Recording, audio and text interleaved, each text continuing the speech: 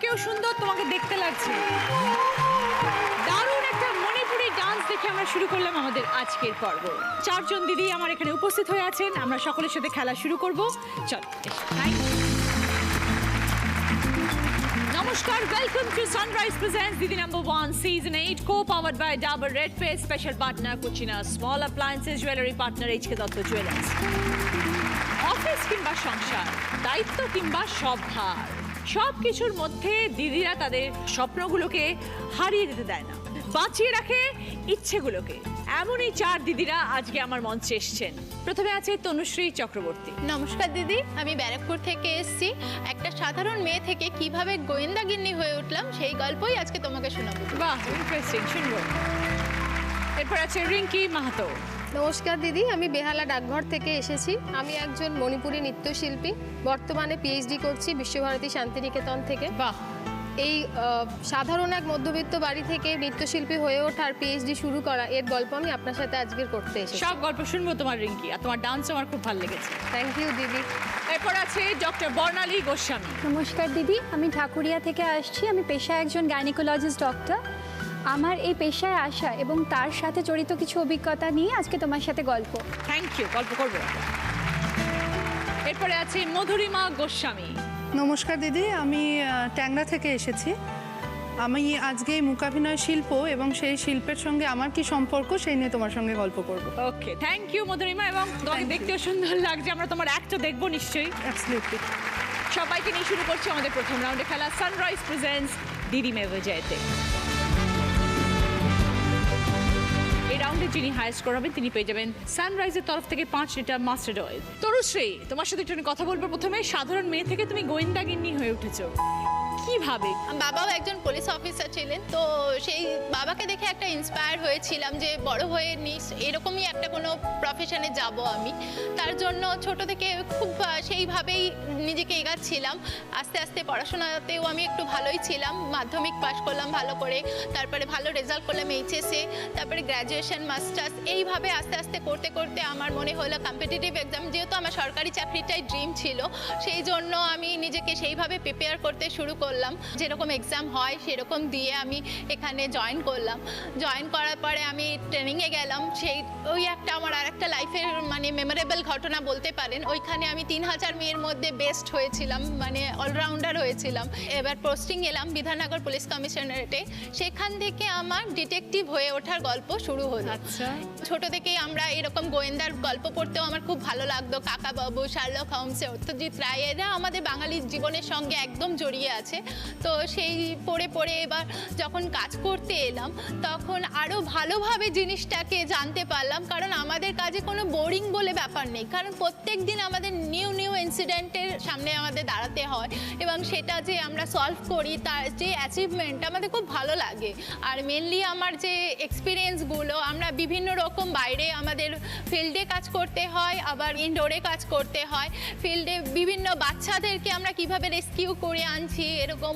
এছাড়া আমাদের কাজটা এমনই যেখানে আমাদের সাধারণ মানে লাইফ থেকে একদম লিড করতে হয়, আবার কোনো সময় হাই প্রোফাইল লাইফও লিড করতে হয়। মানে বিভিন্ন রকমভাবে আমাদেরকে নিজেকে রিপ্রেজেন্ট করতে হয়। সেই যখন ট্রেনিং পিরিয়ড থাকে তখন তোমাদের কি বেসিক্যালি কি শেখানো হয়? আমাদের ট্রেনিং এর ক্ষেত্রে প্রথমে নর্মাল ট্রেনিং যেটা হয় সেটা হয়েছিল, তারপরে আমাদের পোস্টিং দেওয়া হয়। তারপরে যে এই প্রসেসটা আছে, আমাদের তো একটা লেন্দি প্রসেস আছে, সেটা আমাদের ট্রেন করা হয়। নেটওয়ার্ক সিস্টেমের ওপরেও কাজ করতে হয়, সেটা তো আমরা আগে থেকে জানবো না, বা সিস্টেমও আমাদের নেই, সেটা আমাদের এই ডিপার্টমেন্টে এসে শিখতে হয়। কিভাবে মোবাইল চুরি হয়ে যাচ্ছে সেটা আমরা কিভাবে ট্র্যাক করি, এছাড়া বিভিন্ন নাম্বার থেকে কিভাবে ট্র্যাক করে আমরা মানে অ্যারেস্ট করি, সেই সমস্তই আমাদের মেনলি কাজ করতে হয়। চাইল্ড ট্রাফিকিং বা মাদক পাচার, এগুলো তো তোমাদের নিশ্চয়ই তোমাদের রিসেন্টলি একটা মাদক পাচার মানে কিভাবে করো কাজটা তখন? হ্যাঁ, কাজ করেছি আমরা। প্রথমে এটা একটা ইনফরমেশন, আমাদের যে সোর্স থাকে, ইনফরমেশন পেয়েছি। পাওয়ার পরে আমরা এরকম রেড করতে যেতে হয় আমাদের ফিল্ডে। প্রথমে তাহলে কি অল ওভার ওয়েস্ট বেঙ্গল নাকি বাইরেও যাও? না, অল ওভার ইন্ডিয়াতে। অল ওভার ইন্ডিয়াতে যেতে হয়।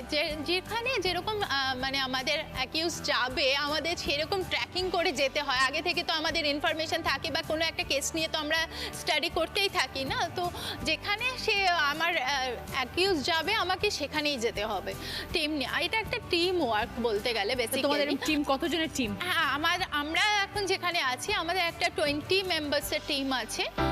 তো সবাই সব সময় যে আউটডোর ফিল্ডে কাজ করে তা নয়, কিছু লোক ইনডোর কাজ করে, কিছু লোক ফিল্ডে কাজ করে। তো তুমি কি ফিল্ডেও করো, ইনডোরও করো? হ্যাঁ হ্যাঁ ম্যাম। বিভিন্ন ধরনের তো সমস্যার সম্মুখীন হও। একবার আমরা রেড করতে গেছিলাম এরকম মাদক পাচারের ব্যাপারে। একটা মেলাতে শুনেছিলাম যে সে তার ওয়াইফকে নিয়ে ঘুরতে আসছে। হ্যাঁ, তা ওর আগে থেকে ওখানে অনেক সোর্স ছিল, যা মানে পুলিশ ওকে ট্র্যাক করতে পারে, এটা ওর জানা ছিল। তার কাছে আর্মসও ছিল। ফেয়ারের মধ্যে তো ওকে অ্যারেস্ট করে আনতে পারি না, কিছু রুলস অ্যান্ড রেগুলেশনস তো আছে, বা এত পাবলিকলি আমরা এত পাবলিকলি অ্যারেস্ট করতে পারি না। তো তাকে আমাকে বাইরে নিয়ে আসতে হবে। সেখানে আমরা বিভিন্ন রকম সেজে আমরা ওখানে মেলায় ঘুরতে থাকি। ঘুরতে ঘুরতে তার ওয়াইফ যখন সেই দোকানটায় আসে, আমি তখন তাকে নিয়ে যাই, বাইরে গিয়ে কথা বলি। কথা বলার পরে তার হাজব্যান্ডকে ফোন করাই। তারপরে সে তার হাজব্যান্ডকে ডেকেছে, ডাকার পর আমরা তাকে ইয়ে করেছি। এরকম বিভিন্ন ছোটখাটো প্রবলেম তো থাকে, লাইফ রিস্কও থাকে, কিন্তু তা সত্ত্বেও দিদি খুব মজা করি, এনজয় করি। মেয়ে হয়ে এরকম ধরনের রিস্কের কাজ করো, বাড়ির লোকেরা ভয় পায়, টেনশন করে একটু তোমাকে নিয়ে? যেহেতু আমার বাবা বা আমার হাজব্যান্ড সেম প্রফেশনে আমরা আছি, সেই জন্য বোঝে একটু যে প্রবলেমগুলো কি, কিন্তু তবুও টেনশন তো হাজবেন্ড থাকে। কি কাজ করেন? আমার হাজব্যান্ডও পুলিশ আইবিতে পোস্টেড আছে। মানে দুজনেই টেনশনের কাজ নিয়ে দৌড়াচ্ছে একদম সারাক্ষণ। দিদি, একদম। তনুশ্রী, ভালো থেকো, ভালো লাগলো তোমার সাথে কথা বলে। থ্যাংক ইউ দিদি, আপনিও ভালো থাকবেন। একদম অল দ্য বেস্ট, এভাবে কাজে এগিয়ে যাও, নাম করো নিজের। একদম। এবার দেখো সকালের জন্য কি খেলা। যেটা করতে হবে সেটা হচ্ছে রুটি বেলতে হবে। রুটিটা কত বড় হবে, কিরম হবে, তার জন্য একটা ডেমো রুটি ওখানে রাখা রয়েছে, ওই সাইজেরই বেলতে হবে। বড় একটা বেলুন চাকি আছে আর আটাও মাখা রয়েছে। কে কত তাড়াতাড়ি ঠিক ওই সাইজের বড় রুটি করতে পারে, যে সবার আগে শেষ করবে সে 20 পয়েন্টস, আবার 15 পয়েন্টস, 10 পয়েন্টস, 5 পয়েন্টস সময় অনুযায়ী। প্রথমে খেলতে আসছে তনুশ্রী। Start. ভালো করে আটা নিয়ে নাও।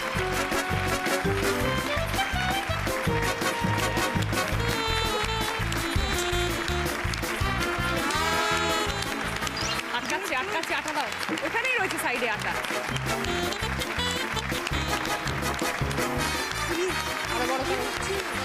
আরো বড় করো, আরো বড় গ্রিন কাভার করো।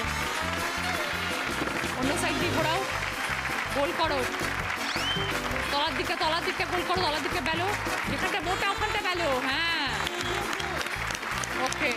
ওকে ডান, ভেরি গুড। তনুশ্রী খেলাটা শেষ করেছে 36 সেকেন্ডে। রিঙ্কি খুব সাধারণ মধ্যবিত্ত পরিবার থেকে এসছো, সেখান থেকেই নাচ শেখা শুরু।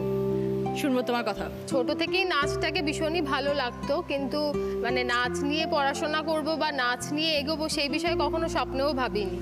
তো নাচ দেখতে ভালো লাগতো, টিভিতে গান শুনলেই নাচ করতাম। সেটা দেখে মা আর বাবা একদিন হঠাৎ করেই আমাকে বললো যে ঠিক আছে নাচের স্কুলে তাহলে ভর্তি করা যাক। কিন্তু সেই সময় আর কি আমাদের ওই লোকালিটির মধ্যে একটাই নাচের স্কুল ছিল।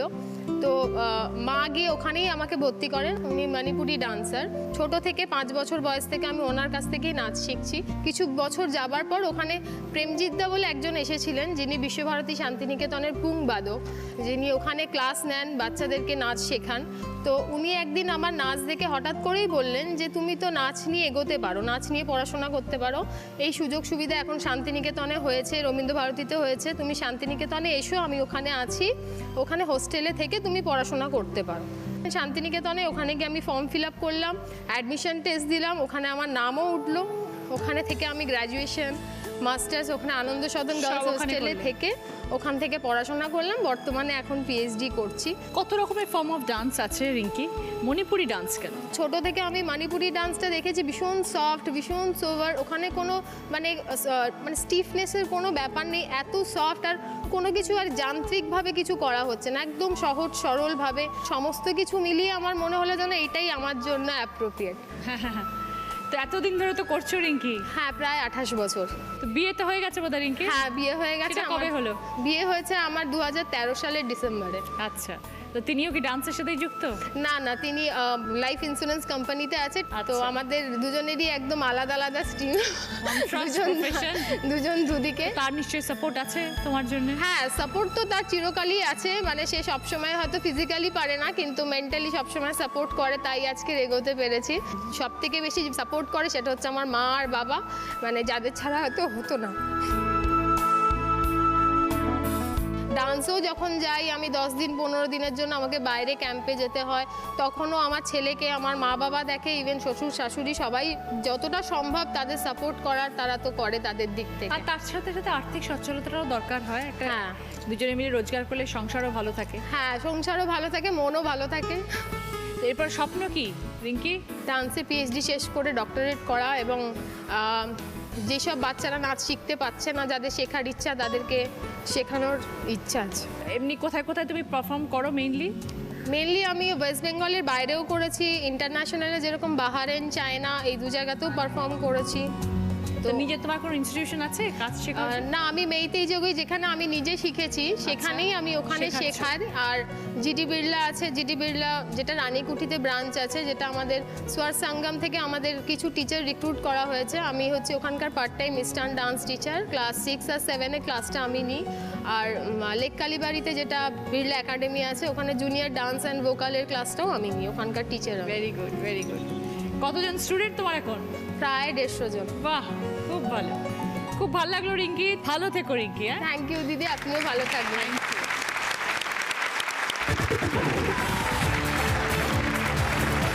Stop.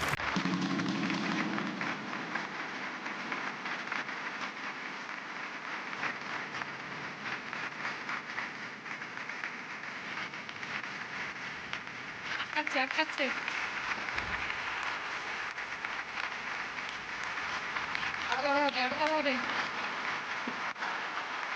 এদিকে মোটা সেদিকে টানলে তাহলে বড় হয়ে যাবে।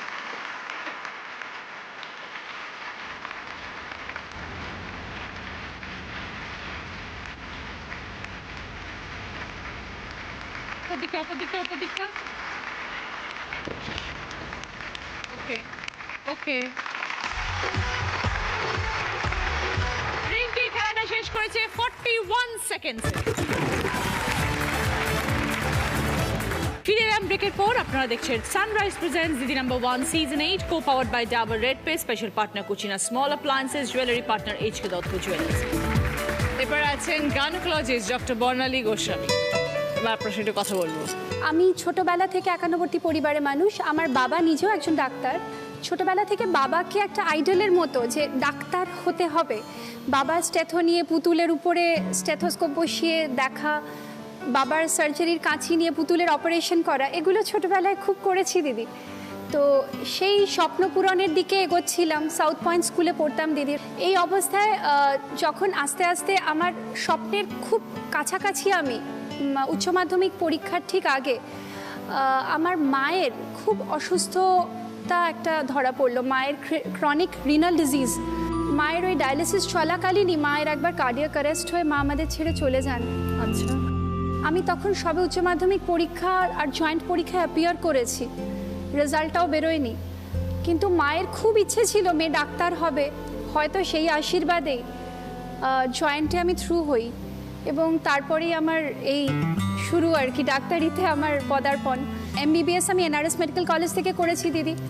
সেখানে যেহেতু মা নেই, অনেক স্ট্রাগলের মধ্যে দিয়ে পড়াশোনা, ছোট বোন আছে তারও খেয়াল রাখা, বাবা আছেন, তো বাবা প্রচণ্ডভাবে সাপোর্ট করে গেছেন। বাবা ভিআরএস নিয়ে নিলেন তখন সার্ভিস থেকে, যাতে আমাদেরকে সময় দিতে পারেন। এইভাবে এমবিবিএস হলো, তারপরে পোস্ট গ্র্যাজুয়েট এন্ট্রান্স দিয়ে আমি পোস্ট গ্র্যাজুয়েশনে ঢুকলাম গাইনিকোলজি পড়তে। সেখান থেকে মানে এখন 12 বছর হয়ে গেল গাইনিকোলজিতে আছি। এখন নিজস্ব নিশ্চয় চেম্বার টেম্বার সবই আছে? হ্যাঁ দিদি, রয়েছে। যারা সদ্য মা হতে চলেছেন তাদের জন্য তুমি কি সাজেস্ট করো? হ্যাঁ, যারা সদ্য আর্লি স্টেজ, 1 মাস থেকে 3-4 মাসের মধ্যে আর কি। একদম দিদি ভাই, এই সময়টা হচ্ছে মানে একটা মিসক্যারেজের ভয় তো থাকেই। আমরা বলি 30 to 40% প্রেগনেন্সিজ মিসক্যারেজে এন্ড আপ করতে পারে। এই সময় একটু রেস্টে থাকা প্রয়োজন। খুব ওভার এক্সারশন মানে একেবারে শুয়ে থাকা নয়, কিন্তু ফিজিক্যাল ওভার অ্যাক্টিভিটিটা অ্যাভয়েড করতে হবে। খাওয়া দাওয়াটা এই সময় অনেকেই করতে পারেন না, ওই বমির ভাব একটা থাকে, নয়সিয়া থাকে। তো যতটুকু সম্ভব খাওয়া, একটু একটু বারে বারে খাওয়া, মানে একসাথে অনেকটা খেতে বসলাম, কিছুই খেতে পারলাম না, বমি করে ফেললাম, দ্যাট ডাজন্ট হেল্প। তো এই অল্প অল্প বারে বারে খাওয়া আর একটু রেস্ট, ঘুমটাও পর্যাপ্ত পরিমাণে খুব প্রয়োজন দিদিভাই প্রেগন্যান্সিতে। মানে আমরা বলি 8 ঘন্টা রাতে অবশ্যই, পারলে দুপুরে 2 ঘন্টা আরও। আর ফিট থাকলে 4 to 9 মান্থসে তারা নর্মাল লাইফও লিড করতে পারে। অবশ্যই। কত আছে সবাই কাজ করে, অফিস যায়, হাঁটে, সবই কিছু করে। একদম দিদিভাই। আজকাল আমরা সবসময় দেখি যে ডক্টররা সাজেস্ট করে যে সিজারিয়ানই করতে হবে, এটা কি কম্পালসারি হয়ে গেছে? অফকোর্স যে মায়েদের কোনো কমপ্লিকেশন আছে, ধরুন প্রেশার বেড়ে গেছে কিংবা প্লাসেন্টা নিচে রয়েছে কিংবা সুগার ধরা পড়লো, তাদের ক্ষেত্রে তো আমরা সিজারিয়ান ইলেকটিভলি করে থাকি। কিন্তু যে মায়েদের কোনো কমপ্লিকেশন নেই, প্রথম বাচ্চা, সুস্থ স্বাভাবিক মা, তাদের ক্ষেত্রে নর্মাল চেষ্টা করো তোমরা। ডেফিনেটলি দিদিভাই, ইন্ডিকেশন যদি সিজারের থাকে ডেফিনেটলি হ্যাঁ, বাচ্চার অবস্ট্রাকশন হয়ে গেল, বার্থ প্যাসেজ দিয়ে নামার Correct. সময় কোথাও একটা মানে সে আটকে গেল, অবস্ট্রাক্টেড লেবার যেটাকে বলা হয়, সেগুলো তো করতেই হয় দিদিভাই। কিন্তু আদারওয়াইজ আনকমপ্লিকেটেড লেবার নিশ্চয়ই নর্মাল ডেলিভারি আমরা করাই দিদি। নিউ জেনারেশন বাচ্চারা যারা বড় হচ্ছে, গ্রোয়িং আপ স্টেজ, বা আমাদের সকলের জন্য কিরকম ধরনের খাওয়া উচিত? বিকজ আমরা তো কিছুই বুঝে উঠতে পারছি না কি খাওয়া উচিত। দিদিভাই জাঙ্ক ফুডটা ভীষণ ক্ষতি করে, মানে চিপস, কোল্ড ড্রিঙ্কস, এই যে আমরা বাইরে বেরোচ্ছি, কাজে আছি, খিদে পেলো, চিপস কিনে খেয়ে ফেললাম, এটা খুব ক্ষতিকারক। এটার বদলে যদি দুটো ফল কিনে খাওয়া হয়, সেটা শরীরকে অনেকভাবে হেল্প করে। সেটা কেউ করে না, ওটাই হচ্ছে ব্যাপার।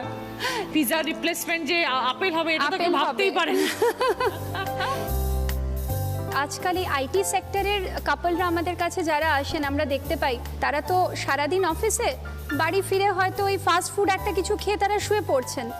এর ফলে মানে তাদের হরমোনের ইমব্যালেন্স এত শরীরে যে তারা কনসিভ করতে অপারগ। তো এই জিনিসগুলো দিদিভাই একটুখানি ওই মানে মূল থেকে উচ্ছেদন করা প্রয়োজন আর কি। এই মুহূর্তে কোথায় কোথায় যুক্ত আছে বর্ণালী? হ্যাঁ দিদিভাই, দক্ষিণ কলকাতার কয়েকটা হসপিটালের সাথে যুক্ত রয়েছি, সরকারি এবং বেসরকারি। ভেরি গুড, খুব ভালো লাগলো বর্ণালী পরিচয় হয়ে। থ্যাংক ইউ দিদি। Ready, start.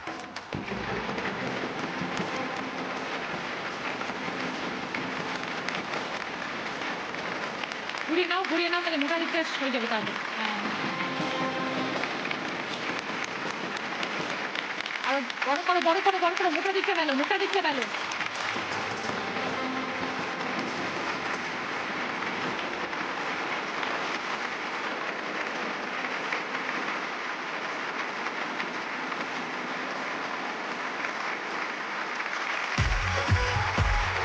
সে খুব খারাপ। দিদি এরকম কঠিন পরীক্ষার সম্মুখীন হতে হবে জানতাম না। এর থেকে ডাক্তারি পরীক্ষা বোধ ভালো না? অনেক সহজ দিদি। দেখো তলাটা দেখো। Barnali time 38 seconds. ফিরে এলাম ব্রেকের পর। আপনারা দেখছেন Sunrise presents Didi number 1 season 8, co powered by Dabur red পে, special partner Cucina small appliances, jewellery partner HK Dutta jewellers. Madhurima, তুমি একজন মাইম আর্টিস্ট, কবে থেকে শুরু করলে? শুরু একদম ছোটবেলা থেকেই, মানে জন্ম থেকেই প্রায় বলা যায়, কারণ আমার বাবা মূকাভিনয় করেন, তো আমি একদম ওই পরিবেশেই বড় হয়েছি। তো ছোট থেকে আমার অনেকগুলো আমি সাফেল করেছি, মানে ছোটবেলায় সবারই থাকে না, এটা হবো নাকি না ওটা হই নাকি সেইটা হবো, এরকম করে অনেক রকম, মানে বাস কন্ডাক্টরও তার মধ্যে ছিল আর কি। আমি প্রচণ্ড ভালোবাসতাম ওই খুচরো পয়সার, ওই এরকম করে একটা টেনে খুচরো পয়সা দেয়, ওটা আমার মানে কি জানি কেন আমার ভালো লাগতো। আমি ভেবেছিলাম আমি বাস কন্ডাক্টর হব। সব নিয়ে তারপরে আমার মনে হলো যে বাবা আমাকে গানের স্কুলে ভর্তি করে, বাবা সব চেষ্টা করেছে ছোট থেকে আমাকে সব করে তোলার, গান শিখিয়েছে, নাচ শিখিয়েছে, সাঁতার, সাইকেল চালানো, যা করা সম্ভব একটা বাবার পক্ষে ছোটবেলায় বাবা সব রকম চেষ্টা করেছে। করে দেবে, যেহেতু গান শিখতাম তখন, 2-4 জন শুনে বলেছে হ্যাঁ বা ভালো হচ্ছে, আমার মনে হলো তাহলে আমি এটাই করি, গানই গাই। এরকম করে হঠাৎ ক্লাস 2-তে আমাদের ওই সবাইকে রচনা লিখতে দেয় না, আপনি না রচনা লিখতে দেয় না, যে তুমি বড় হয়ে কি হতে চাও, তোমার জীবনের লক্ষ্য, ভীষণ কমন টপিক, ওটার উপর লিখতে দিয়েছে। এবার পড়তে বলেছে যখন, গোটা ক্লাসে আমি একাই লিখে নিয়ে এসেছি যে অভিনেত্রী হব, মানে আর কেউ, মানে শুধু অভিনেত্রী কেন, মানে আর্ট ডিপার্টমেন্টের কিছুই হবে না, যে আমি একা যেখানে বলেছে অভিনেত্রী হব, তারা মানে পুরো ক্লাস আর কি একটু এরকম করে এসেছে। এবার আমি কনফিউজড হয়ে গেছি, আমার কাছে ধারণা ছিল অভিনেত্রীর একটা বিরাট ব্যাপার, মানে এটা হবার মতো জিনিস, এবার ওরা সব এরকম করে হেসেছে দেখে আমি প্রচন্ড হিউমিলিয়েটেড হয়েছি যে তাহলে কি আমি ভুল ভাবতাম, মানে এটা কি খুব একটা বাজে জিনিস না কিছু। এরকম করে তারপরে ইচ্ছা হলো যে আমি জার্নালিজম করব। যেখানে জার্নালিজম পড়ার কথা উঠেছিল ওইটা বাড়ি থেকে গিয়ে পড়তে হবে, মানে হস্টেলে থেকে। তো আমার মনে হলো যে এই তো স্বাধীনতা, হ্যাঁ হস্টেলে গিয়ে থাকবো, বাবা মা দেখার কেউ নেই। কিন্তু বাবা মা তো সবই জানে বোঝে, আমাকে কিছুতেই অ্যালাউ করলো না, বললো না না কিছু হবে না। আর বাবাকে কেউ একটা বোঝালো যে শোনো মেয়ের যদি হওয়ার হয় রবীন্দ্রভারতীতে পড়েও হবে, অক্সফোর্ডে পড়েও হবে। সুতরাং আমার বাবা সেটা মেনে নিয়ে আমাকে রবীন্দ্রভারতীতে অ্যাডমিট করিয়ে দিল। তো আমাদের সিলেবাসের মধ্যে মাইমটা ছিল, মানে আমাদের গ্র্যাজুয়েশনের সিলেবাসে। এবার গ্র্যাজুয়েশনের পরের যে সিলেবাসটা এমএতে থিওরিও করতে হতো। প্রথম দুটো ইয়ারে আমাদের শুধু থিওরি ছিল, থার্ড ইয়ারে গিয়ে শুধু প্র্যাকটিক্যাল ছিল, নো থিওরি। কত বছর হয়ে গেল মধুরিমা মুখাভিনয় করছে? আমার ওরকম কাউন্ট করা যাবে না, কারণ কি আমি তো জন্মে থেকে ওইটাই দেখছি, ওটার মধ্যেই রয়েছে। সেই জন্যই কি তার প্রতি ভালোবাসা তোমার ছিল যে আমি মুখাভিনয়টা করবো? হ্যাঁ হ্যাঁ, আমি যখন ছোট ছিলাম তখন আমার প্রচন্ড ইচ্ছা ছিল আমি মুখাভিনয় করব, মানে 12 বছরের ওই সময় নাগাদ। কিন্তু আমার বাবার বক্তব্য ছিল যে না এটা বড়দের আর্ট ফর্ম, সুতরাং তুমি 18 বছর হলে তারপর তোমায় শেখাবো। তো তারপরে কি বাবাই শেখালেন? না, এটা না অনেকটা ওই দেখে দেখেই সামহাউ হয়ে গেছে।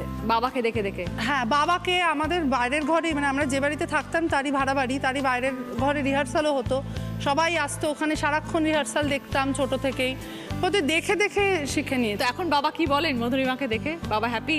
না না, বাবার সঙ্গে আমার সারাক্ষণই ঝগড়া লেগে রয়েছে, যেহেতু মানে একটাই গ্রুপ, সেখানে বাবার গ্রুপেই আমি করি, সেখানটার একটা ইনস্টিটিউশন আছে, ওদের অ্যাডমিনিস্ট্রেশনের জায়গায় একটা আর কি লেগে থাকে যে না তুমি এখানে কেন এরকম করে করছো, আর তুই কিছু জানিস না, তুই সরে জায়গার দিকে, এরকম একটা সবসময় লেগে রয়েছে। কিন্তু but it's I think he is happy.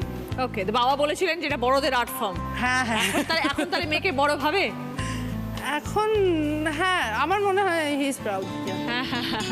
Fantastic. এরপরে কি ইচ্ছে মধুরিমা, কিভাবে জীবনে এগিয়ে যাওয়ার ইচ্ছে?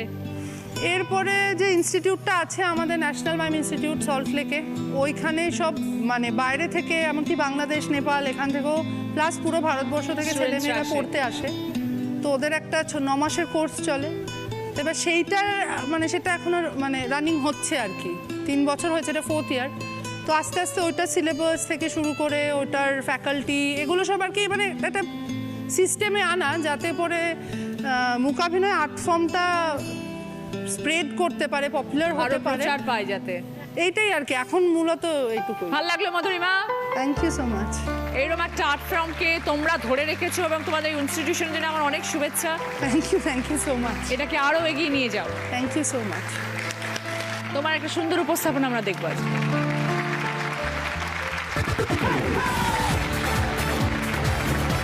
খেলা শুরু করার আগে বলো মাইমে রুটি বেলাটা কিরকম হবে ব্যাপারটা?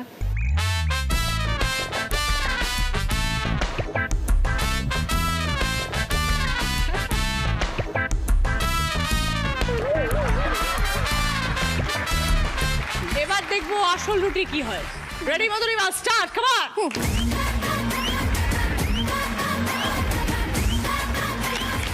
ওরে বাবা,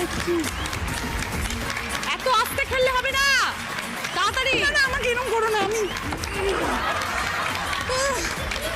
বাড়িতে কোনো কাজ করো না? না না না, অনেক কাজ করি, ঘর তোর গোছাই করি, রুটি ফুটি কোনোদিন। রান্নাঘরে ঢোকো না? হ্যাঁ ঢুকি, খাই তো, ওখানে বসে খাই আমি। ছিঁড়ে যাচ্ছে তো। এই তো অনেক বড় গোল হয়ে গেছে। না না, এটা কভার কর, আরো বড় হবে। হয়নি, আরো আরো আরো আরো গ্রিন কভার হয়নি। এটা কিসের? এটা গোল করতে হবে, একটু তো গোল করতে হবে। গোল গোল, মানে সাংঘাতিক খারাপ, দারুণ গোল হয়েছে, এর থেকে বেশি গোল শেষ। হরিবল। দেখো নিজেকে দেখো, রুটি করেছো প্লাস আমি সংগ্রামী মানুষ, আমি প্রচন্ড খেটে করেছি, এটা তার প্রমাণ।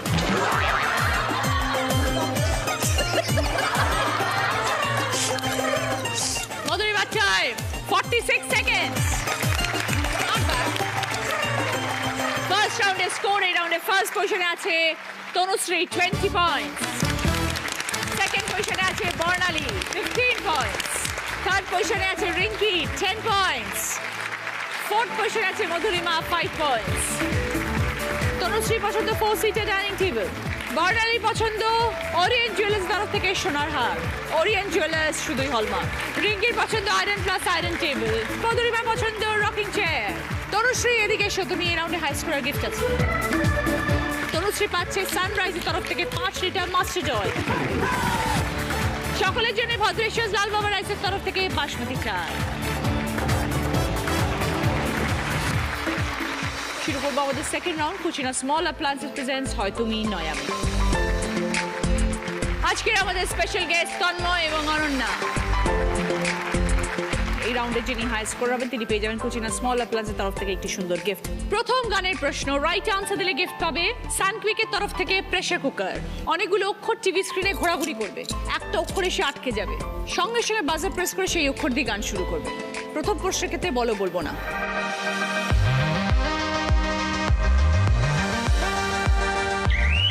তনুশ্রী কভি খুশি কভি গম না জুদা।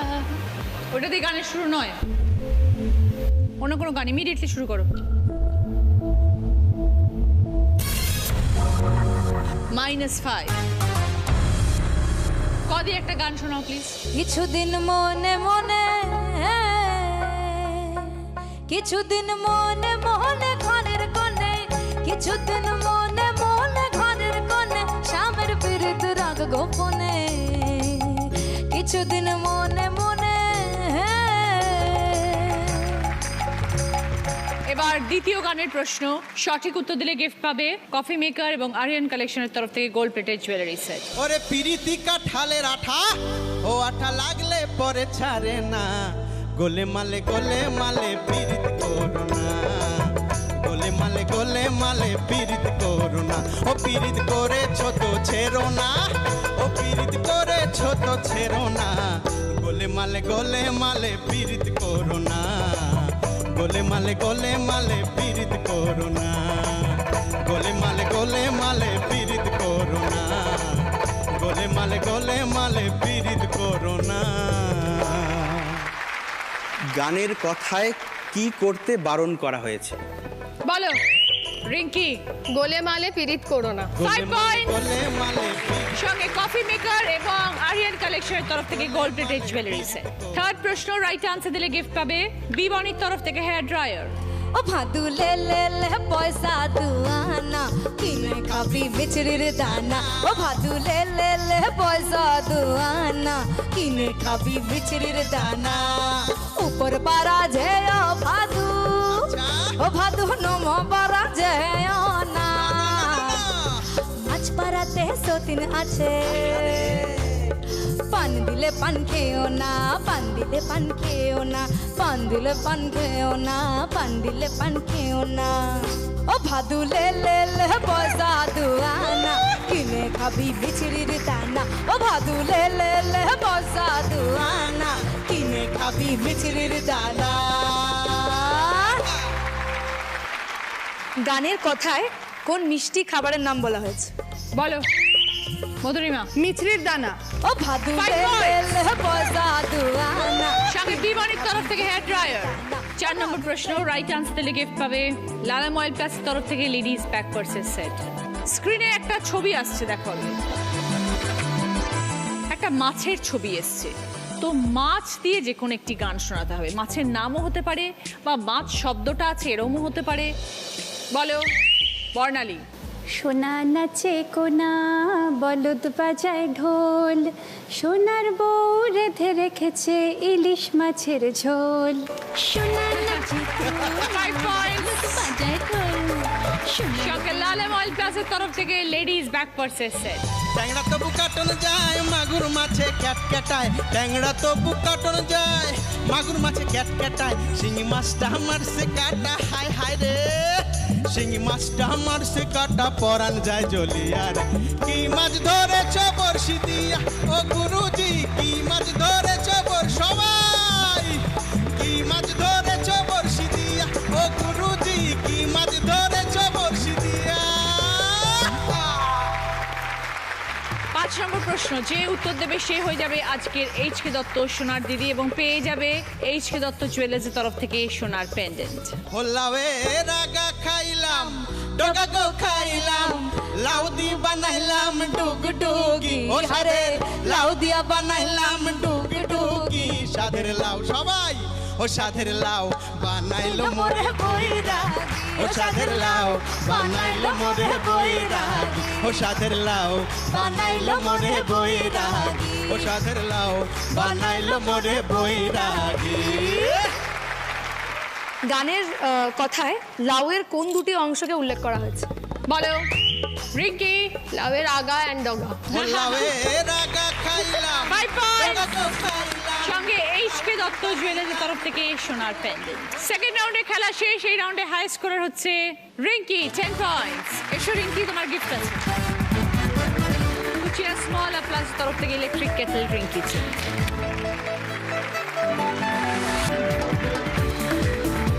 শুরু করছি আমাদের third round. Dabur red paste presents কার দৌড় কত দূর। আজকের আমাদের স্পেশাল গেস্ট রাজশ্রী। শোনো, অভিনয় রাউন্ড। রাজশ্রী ওখানে গিয়ে এক একটা টপিকের ওপর অভিনয় করবে, বাজার প্রেস করে উত্তর দেবে। সঠিক উত্তর হলে 5 পয়েন্টস, ভুল উত্তর হলে কোনো নেগেটিভ মার্কিং নেই। বাকি তিনজনের কাছে প্রশ্নটা পাস হবে।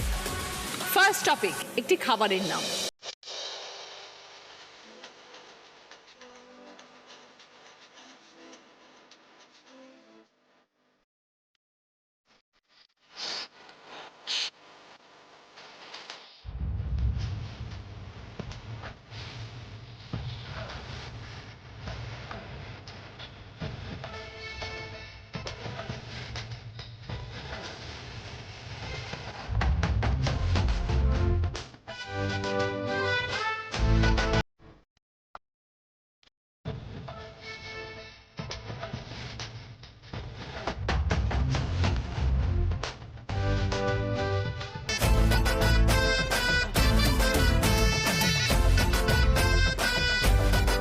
বলো রিঙ্কি।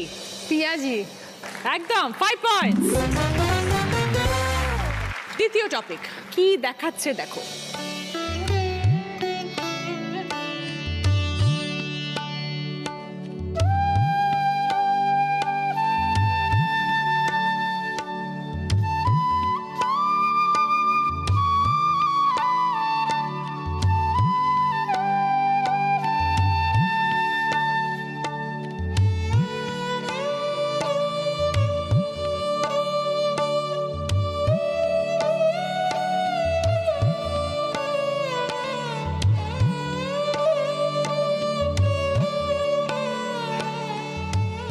বলো রিঙ্কি। লক্ষ্মীর পাঁচালি পড়ছিল। 5 পয়েন্টস, লক্ষ্মীর পাঁচালি পড়ছিল। এবার থার্ড টপিক, চলতি কথা।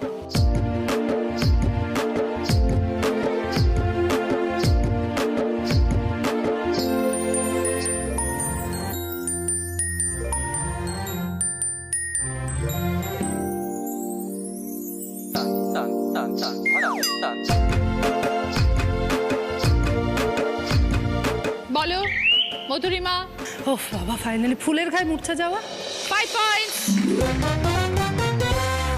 4 নম্বর টপিক, একটি গানের লাইন, বাংলা গান।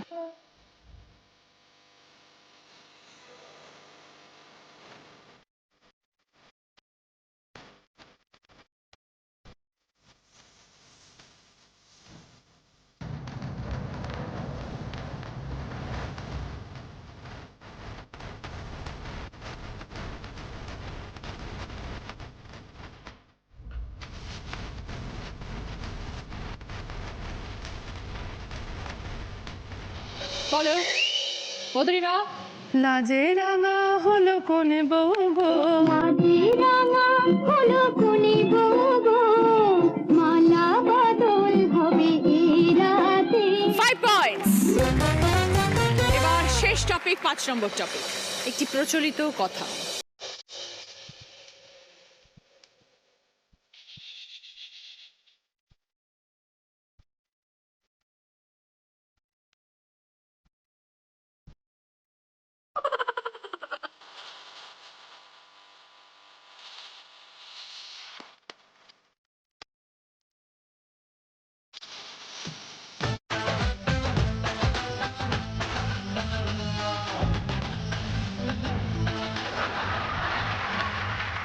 বলো মধুরিমা। আঙুর ফল টক। 5 পয়েন্ট। 5টা টপিক শেষ, এই রাউন্ডে খেলাও শেষ। রাজশ্রীর জন্য একটা জোরে হাততালি। Thank you Rajashree. এই রাউন্ডে ফার্স্ট পজিশনে আছে মধুরিমা, 15 পয়েন্টস। এসো মধুরিমা।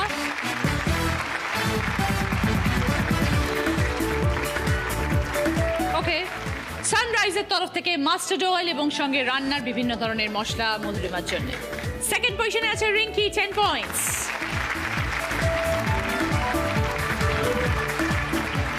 ওকে, রিঙ্কির পছন্দ স্টিলের ক্যাসরোলের সেট।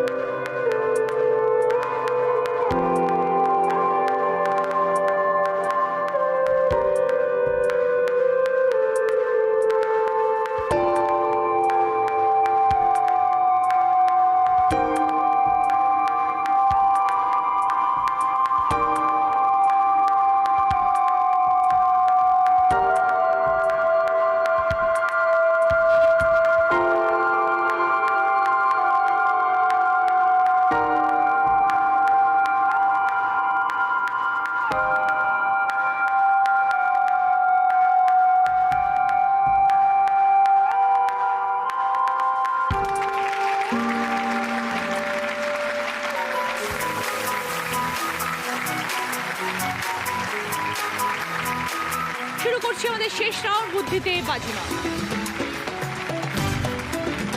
আমার কস্টিউম স্পন্সর করেছে অনুকেত, জুয়েলারি স্পন্সর করেছে শিক ফ্যাশন জুয়েলারি। যিনি আজ দিদি নাম্বার 1 হবেন তিনি পেয়ে যাবেন এইচকে দত্ত জুয়েলার্সের তরফ থেকে সোনার হার, মুখরোচক চায়াচুরের তরফ থেকে গিফট হ্যাম্পার। প্রথম প্রশ্ন সঠিক উত্তর দিলে গিফট পাবে হচ্ছে জুসার।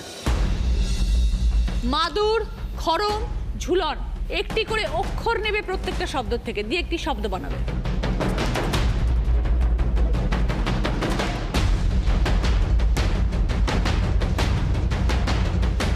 এবার বলো তনুশ্রী। মাখন। বুঝিয়ে দাও। মাদুরের মা, খড়মের খ আর ঝুলনের দন্ত ন, মাখন। 20 পয়েন্টস। সঙ্গে জুসার। সেকেন্ড প্রশ্ন রাইট আনসার দিলে গিফট পাবে শ্রী ও শ্রীজি কালেকশনের তরফ থেকে গোল্ড প্লেটেড জুয়েলারি সেট। সম্পর্কের প্রশ্ন, তোমার মাসি, তার একমাত্র কাকিমা, তার একমাত্র যা, তোমার কে?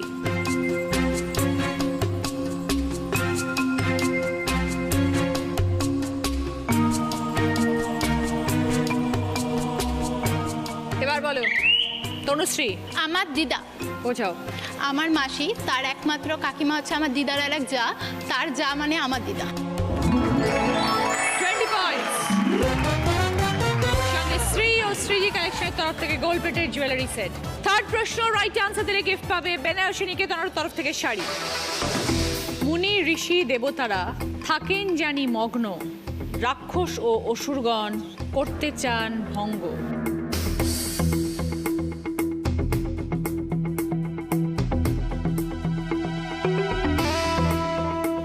এবার বলো তনুশ্রী। ধ্যান। বোঝাও। হচ্ছে মুনি ঋষি দেবতারা ধ্যান করেন আর রাক্ষসরা সবসময় চান যে ধ্যান ভাঙাতে। 20 পয়েন্টস।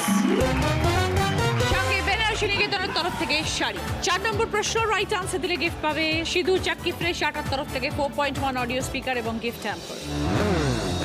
খাওয়া দাওয়ায় লজ্জা নেই, ভুরি ভোজ জমবেই। ওপর নিচে ক্লু, আকাশে মেয়ে গেলে ময়ূর নাচে মেলে। দুটো শব্দ।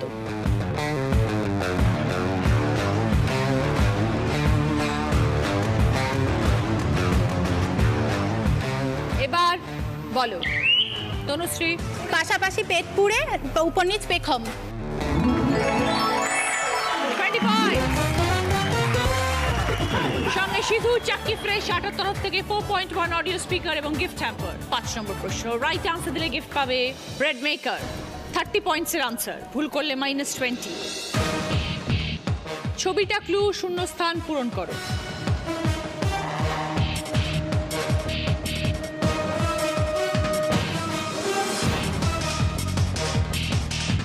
এবার বলো মধুরিমা। গোয়েন্দাগিরি। মধুরিমা বলছে গোয়েন্দাগিরি। যদি সঠিক হয় তবে 30 পয়েন্টস। দেখে নেব।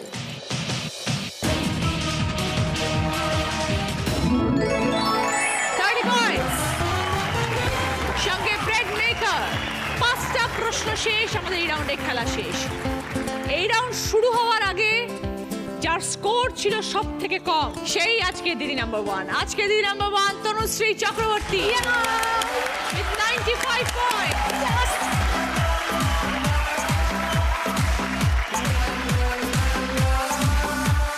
এটা তোমার বর্ণালী, মধুরিমা তোমার, রিঙ্কির উইনারের ট্রফি তনুশ্রী। দিদি নাম্বার 1 এর বাজ, দিদি নাম্বার 1 এর স্যাশ। এইচকে দত্ত জুয়েলার্সের তরফ থেকে সোনার হার। মুখরোচক চ্যানেলের তরফ থেকে গিফট হ্যাম্পার। এইচকে দত্ত জুয়েলার্সের তরফ থেকে সকলের জন্য গিফট ভাউচার। মি অমরের তরফ থেকে দিদি নাম্বার 1 কেক। সকলের জন্য মি অমরের তরফ থেকে গিফট হ্যাম্পার। সানরাইজের তরফ থেকে গিফট হ্যাম্পার। বাঞ্ছারামের তরফ থেকে মিষ্টির গিফট হ্যাম্পার। মিষ্টি মানি বাঞ্ছারাম।